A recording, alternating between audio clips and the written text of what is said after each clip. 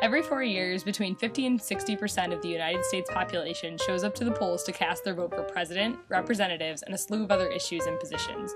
In 2008, a record-breaking 64% of our population came out to choose between candidates Barack Obama and John McCain. But our turnout isn't nearly as high as other countries, like in Europe, where some countries' turnouts are between 80 and 90%. So how do we increase our turnout and give more people a chance to have their voices heard?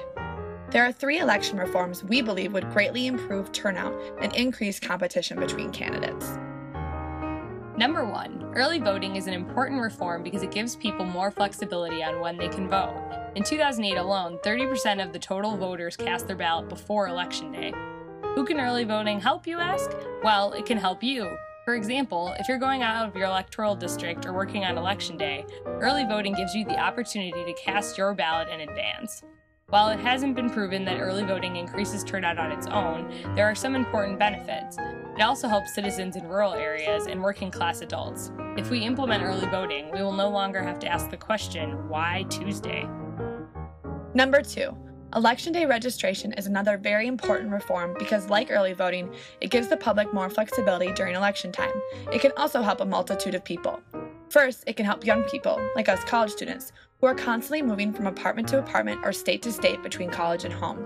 In 2008, Iowans between 18 and 24 comprised almost 35% of the population that utilized same-day registration. Second, low-income voters greatly benefit from this reform.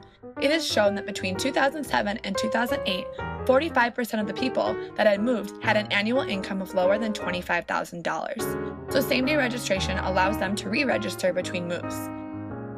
Iowa became a model state with this reform, and since we've adopted it, 32 other states have as well, which has led to decreased voter fraud, cost effectiveness, and has given voters better access. Finally, technology has enabled an election reform that could revolutionize the way we vote: the internet. While some people are skeptical that it could be safely implemented, some states have already effectively used it. In 2008, Arizona allowed their civilians overseas to vote online.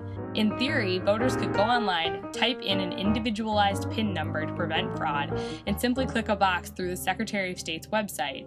This would also streamline all ballots, getting rid of the confusing discrepancies that can occur, such as butterfly ballots.